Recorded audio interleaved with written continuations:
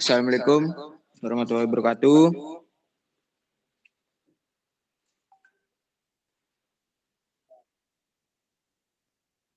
Kami di sini dari kelompok 8 akan menjelaskan hak asasi manusia. Baik, ini nama kelompok saya. Yang pertama,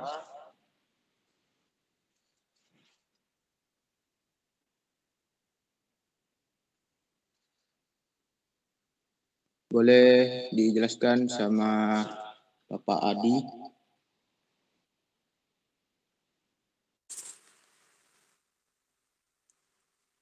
Baik, terima kasih atas waktunya. Jadi teman-teman, apa yang dimaksud dengan hak asasi manusia? Mungkin kita langsung masuk ke penjelasannya teman-teman biar mempersingkat waktu. Jadi hak asasi manusia itu merupakan hak yang dianugerahkan oleh Tuhan Yang Maha Esa kepada setiap individu di bumi. Setiap orang wajib menjaga, melindungi, serta menghormati haknya setiap orang lain. Hak asasi manusia ini juga adalah sebuah konsep hukum dan normatif yang menyatakan bahwa manusia memiliki hak yang melekat pada dirinya karena ia adalah seorang manusia. Hak asasi manusia ini berlaku kapan saja dan di mana saja dan kepada siapa saja sehingga sifatnya berupa universal. Mungkin bisa dilanjut.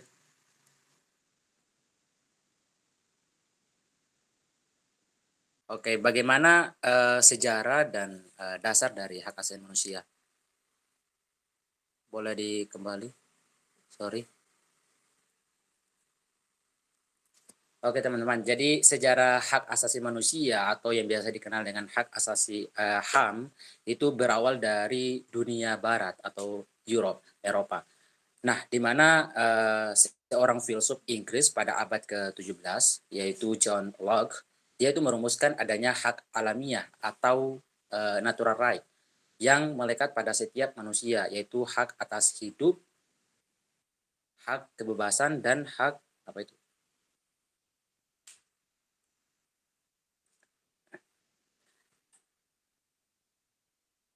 Yang dasar.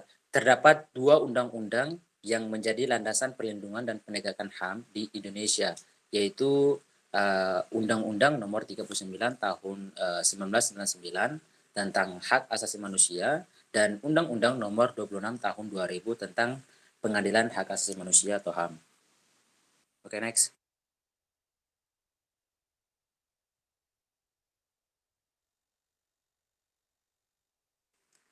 Baik, apa itu ciri-ciri dari hak asasi manusia? Jadi yang pertama ciri-ciri dari HAM yaitu hakiki atau ada pada setiap diri manusia sebagai makhluk Tuhan. Yang kedua bersifat universal. Artinya apa? Artinya hak itu berlaku untuk semua orang. Yang ketiga ada bersifat permanen dan tidak dapat dicabut. Yang terakhir yaitu tak dapat dibagi, artinya semua orang berhak mendapatkan hak asasi manusia.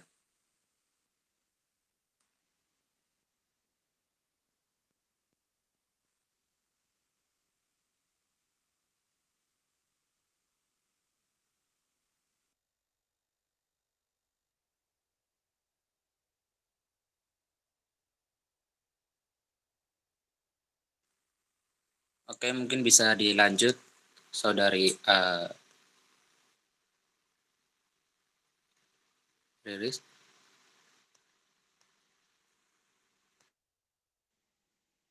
Baik, terima kasih.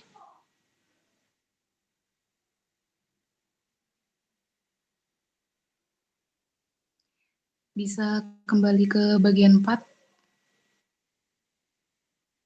10 hak dasar manusia. Berdasarkan Undang-Undang Nomor 39 Tahun 1999 tentang hak asasi manusia, terdapat 10 hak dasar manusia sebagai berikut. 1. Hak berkeluarga dan melanjutkan keturunan. 2. Hak mengembangkan diri. 3. Hak memperoleh keadilan. 4. Hak atas kebebasan pribadi. 5. Hak atas rasa aman. 6. Hak atas kesejahteraan. 7. Hak turut serta dalam pemerintahan. 8. Hak wanita. 9. Hak anak. Di slide selanjutnya akan dilanjutkan oleh rekan saya, Adit. Terima kasih.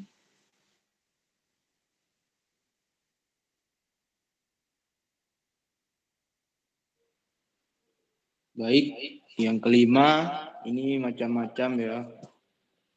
Yang pertama, hak asasi pribadi, kebebasan masuk dan mengikuti suatu organisasi, kebebasan menyusul pendapat, kebebasan untuk memilih, memeluk, dan menjalankan agama dan kepercayaan. Yang kedua, hak menjadi warga negara dan hak untuk memilih dan dipilih, dan hak untuk masuk dan mendirikan. Dan yang ketiga, hak asasi ekonomi, hak memiliki, mencari, dan mengumpulkan kekayaan, kebebasan, memilih pekerjaan, hak untuk menjual, membeli, dan menyewa. Dan yang keempat, hak asasi hukum, hak untuk mendapatkan perlakuan yang sama dalam hukum dan pemerintah. Dan yang kelima, hak asasi dan budaya, hak untuk mengembangkan dan berpartisipasi dalam budaya, hak untuk mendapatkan perlindungan,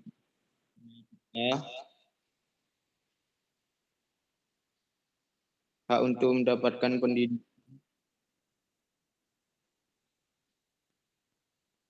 kesehatan, kesejahteraan, dan pendidikan yang lain. Yang keenam, hak asasi dalam tata cara peradilan, perlindungan, hak dalam mendapatkan peradilan dan perlindungan untuk penahanan. Baik, sekian dari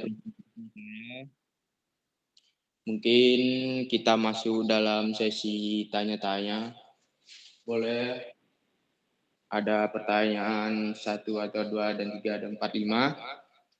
Oke, ditunggu pertanyaannya kawan-kawan.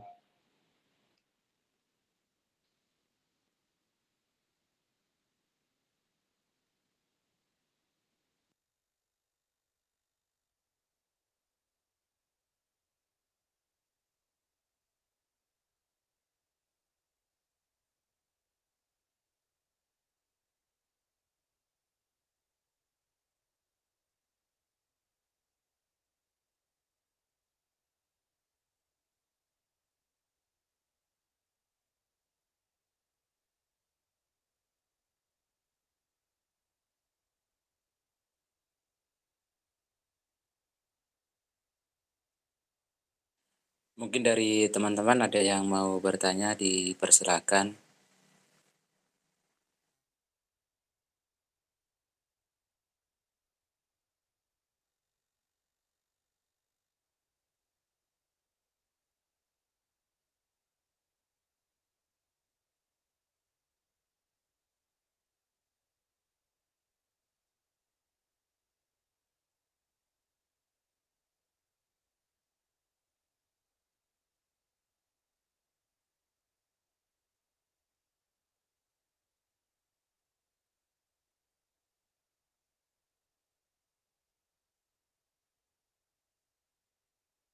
Dia gimana? Baik. Mas ya?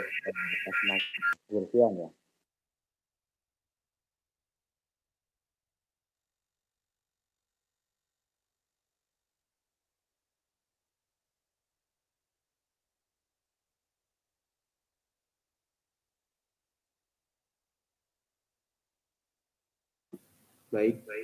Sama-sama.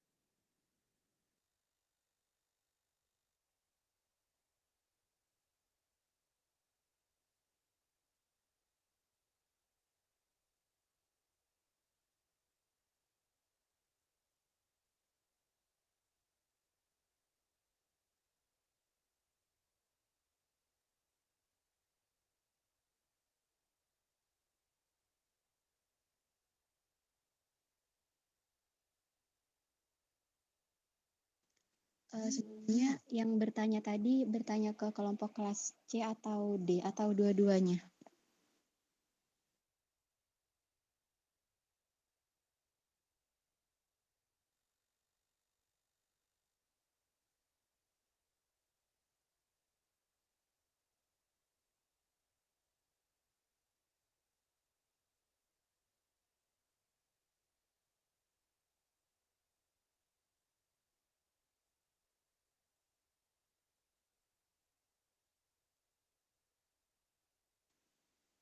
Tadi pertanyaannya ditujukan kepada kelompok kami atau kelompok yang sebelumnya?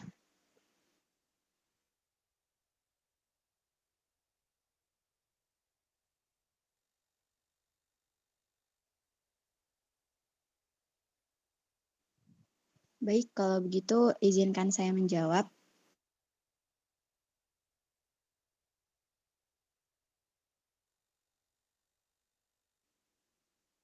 Tadi pertanyaannya apakah masih berlaku HAM dalam konflik atau perang? Jawabannya ya, masih berlaku. Jadi kita mengarah pada sejarah HAM sendiri, yaitu dimulai dengan adanya Magna Carta Geneva Convention yang kemudian lahir United Nations atau PBB. Jadi dari sini bisa dilihat bahwasanya dasar dari HAM sendiri itu adalah lahir dari situasi perang.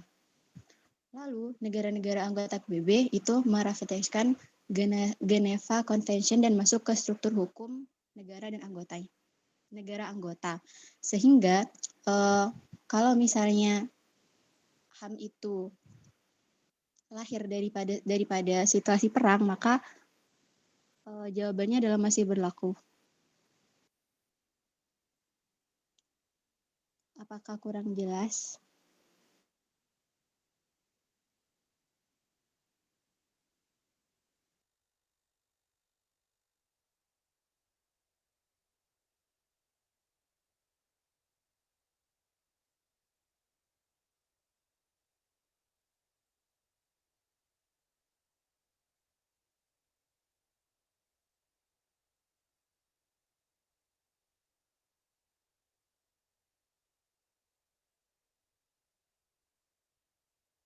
Baik, mungkin ada lagi pertanyaan.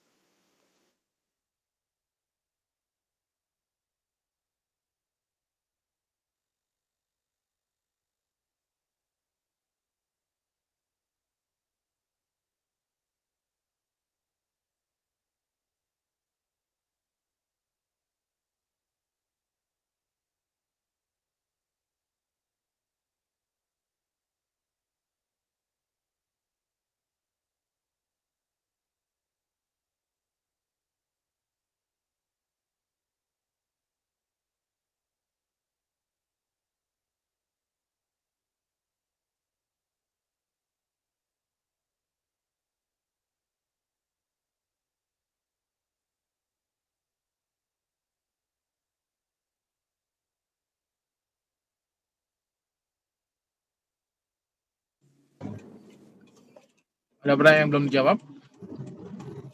Atau sudah selesai semua pertanyaan yang sudah jawab? Baru satu Dari pertanyaan. kelas C belum ada jawaban. Oke, Dari silakan. sudah satu, Pak. Silakan. Oke, baik. Saya kira dari kelas C tadi nggak diperkenankan menjawab. Mengingat Zulfan kan ngomongnya untuk presentasi yang kedua begitu. Baik, saya jawab teman-teman. Hukum hak asasi manusia berlaku juga pada saat kita perang. Ada yang namanya hukum humaniter. Kurang lebihnya adalah sekelompok peraturan yang dibuat atas dasar kemanusiaan dan kemudian bertujuan guna membatasi dampak dari konflik bersenjata.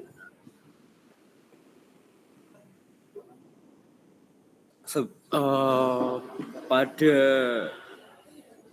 nyatanya begitu, penerapan hukum hak asasi manusia di saat konflik bersenjata memunculkan banyak terjadinya pertentangan norma dan hukum humaniter.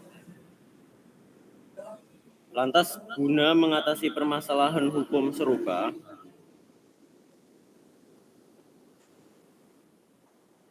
ada yang namanya, kalau nggak salah, hukum spesialis,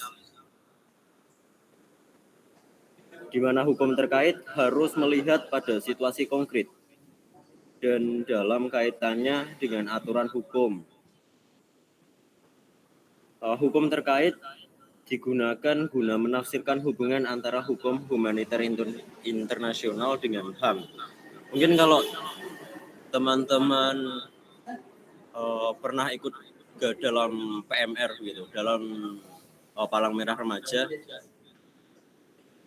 biasanya diajarkan juga kenapa kok pada saat perang Palang Merah Indonesia atau PNI, atau kalau dalam bahasa lain ya Red Cross gitu, saya kurang paham.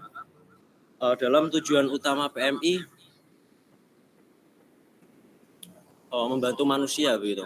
Membantu dalam artian bukan hanya kalau andaikan saya PMI dan kemudian ada juga korban perang, katakanlah Swedia begitu. Terus kemudian Swedia datang kepada saya dan saya juga wajib untuk mengobati.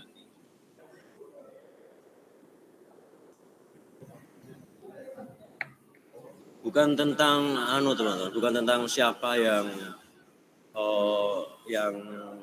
sakit, yang jatuh atau yang apa, tapi kembali kepada tujuan HAM terkait kan.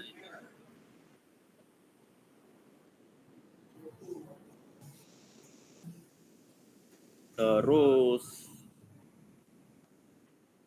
apa lagi ya? Oke, cukup sih. Mungkin itu aja.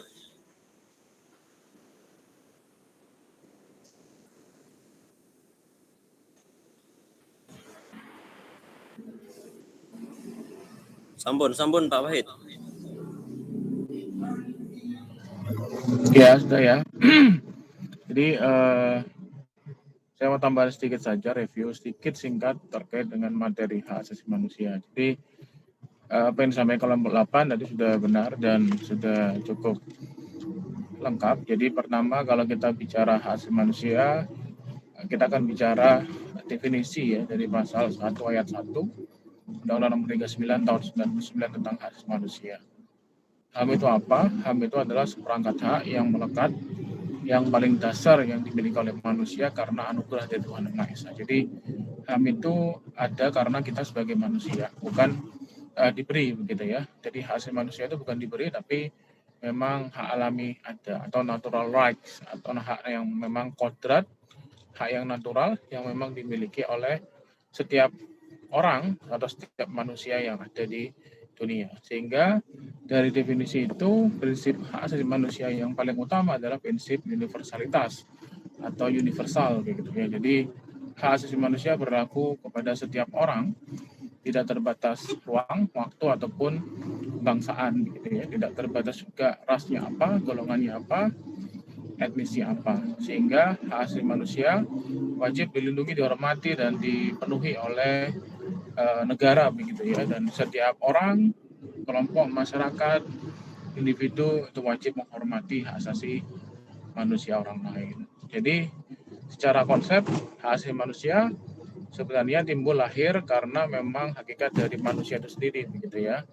Meskipun dalam ratifikasi konvensi-konvensi yang dikenal adalah konvensi-konvensi internasional, tapi disitulah sebenarnya hakikat HAM ada karena memang kita ingin melihat bahwa kita bisa dihormati ya sebagai suatu manusia yang ada. Kemudian kalau kita bicara hak asasi manusia itu diberikan menjadi dua macam, ada dua jenis, yaitu hak asasi manusia yang bersifat sipil politik atau ratifikasi konvensi hak sipil politik ICCPR, dan yang kedua adalah konvensi internasional terkait hak ekonomi sosial budaya atau ICSCR atau konvensi hak ekonomi sosial budaya. Hak asasi manusia berkaitan dengan hak sipil itu biasanya berkaitan dengan hak-hak yang paling dasar, yaitu hak itu hak untuk tidak disiksa, hak untuk tidak diperbudak, dan lain sebagainya. Sedangkan hak ekonomi sosial budaya itu biasanya hak yang bersifat ekonomi, misalnya hak atas pekerjaan, hak atas tempat tinggal, hak atas pendidikan, hak atas kebudayaan misalnya, dan hak-hak yang bersifat penghidupan begitu ya, yang bersifat tidak terbatas berkaitan dengan hak yang memang dasar. Makanya hak ekonomi sosial budaya itu disebut sebagai HAM generasi kedua begitu setelah hak-hak sipil dan politik.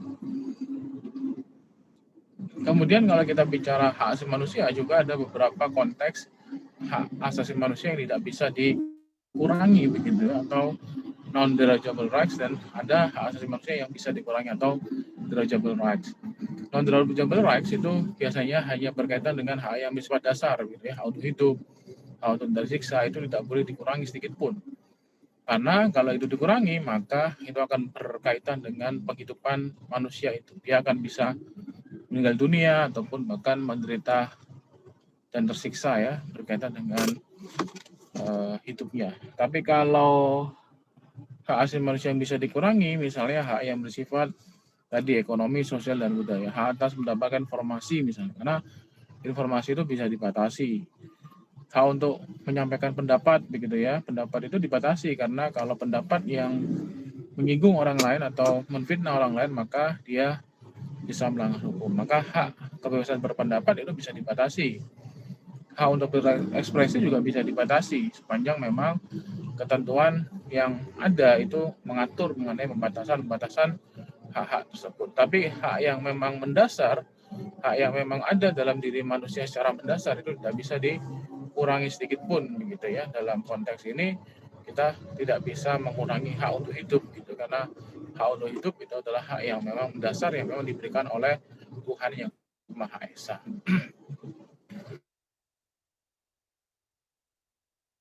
Terakhir, kalau kita bicara hak asasi manusia, kita akan bicara mengenai pelanggaran HAM gitu ya.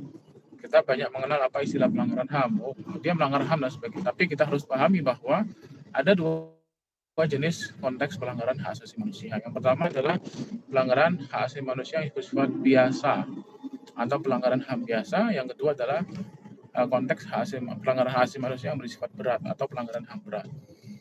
Kalau pelanggaran HAM biasa itu biasanya hanya berkaitan dengan pelanggaran hak asasi manusia yang sifatnya tadi yang bisa dikurangi atau derogable rights.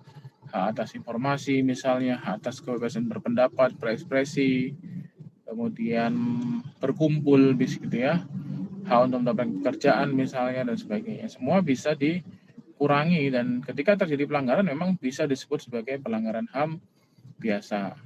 Yang kedua adalah pelanggaran HAM berat, yaitu dibedakan menjadi dua jenis kejahatan, yaitu the most serious crime atau kejahatan yang paling serius.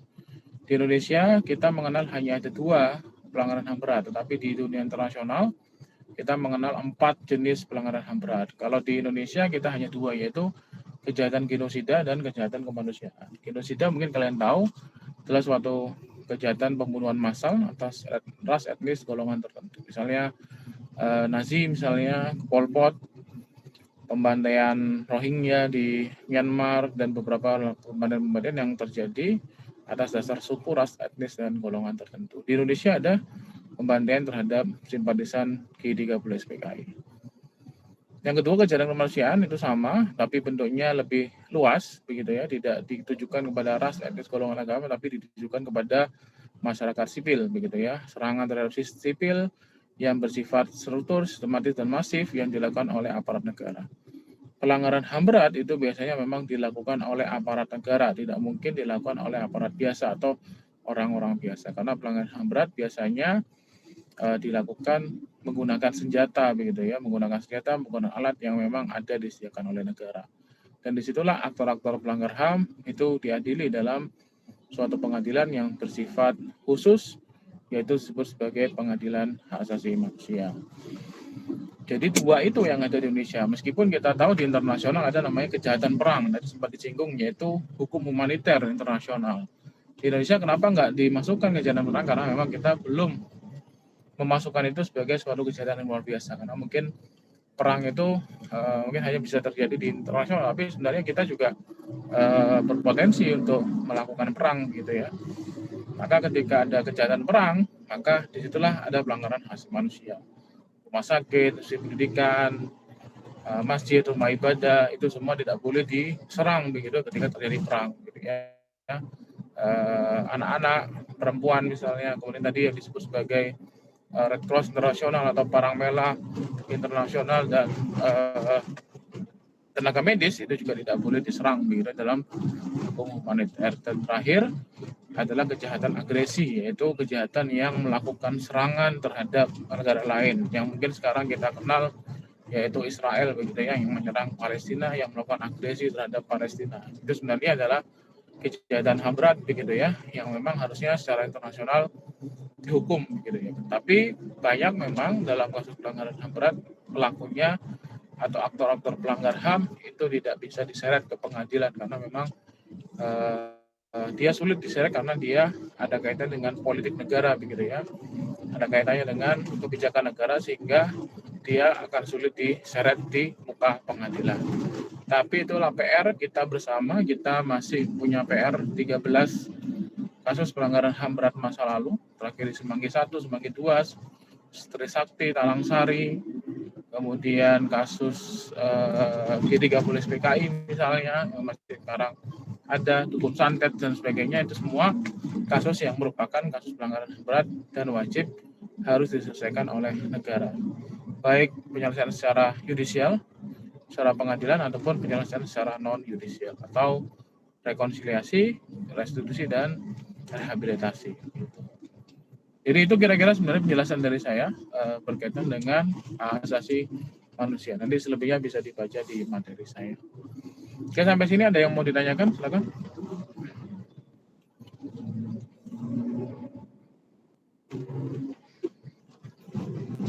Cukup, kalau sudah cukup saya akhiri.